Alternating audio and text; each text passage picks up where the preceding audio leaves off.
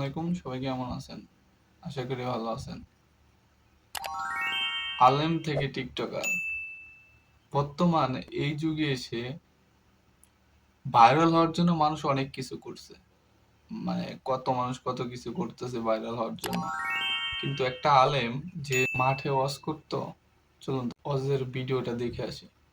মুসলমান মনে রাখতে হবে, আজকে রাত্রে যদি আমি ওমর ফারুক আল আজমিকে যদি গ্রেফতার করা হয়, নবীর জন্য যদি আমার জীবন চলে যায়, তাহলে আমি মনে করি এর চাইতে আমার জীবনের বড় মাহফিল কোনোদিন আমার জীবনে হতে পারে না। কথা বলেন ঠিক কি?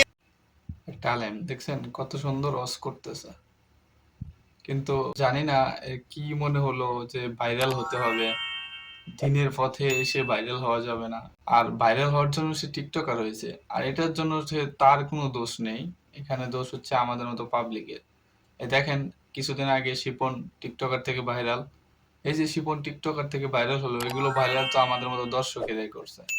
এখন সে দেখছে যে শিপন যদি টিকটকার হয়ে ভাইরাল হতে পারে, তাহলে আমি কেন হব না? এই জন্য সেও শিপনের মতো টিকটকার হয়ে ভাইরাল হতে চাইছে। টিকটকারের ভিডিওটা দেখে আসি, চলে। ইংলিশ দেখি নাই, বাট ইংলিশ আসলে ছুটি নেই, আমেরিকা গেছে বছর তো প্রায় ওয়াশ করে এখানে পড়েছিলাম, হ্যাবজে পড়েছি, বাট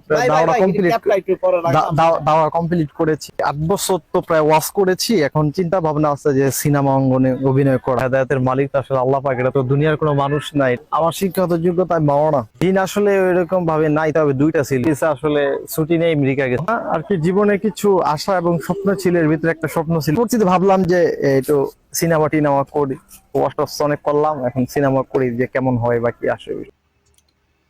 এখন মনে করেন কিছু মানুষ বলবে যে হুজুর, আপনি আগের মতো আগের অবস্থানে ফিরে আসেন, আগের জায়গায় ফিরে আসেন। সে তো অবশ্যই ফিরে আসবে।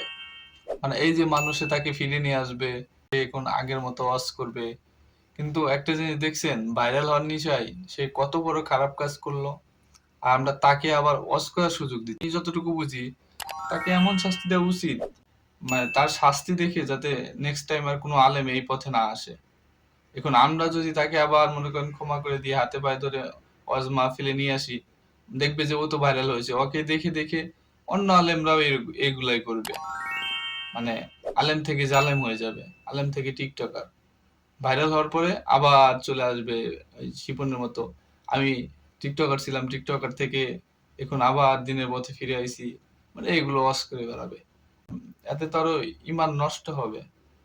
একটা আলেম যখন টিকটকার হয়, তাকে আবার আমরা সুযোগ দিই আলেম হওয়ার জন্য, ওকে দেখে আরো 10 জন এরকম হবে।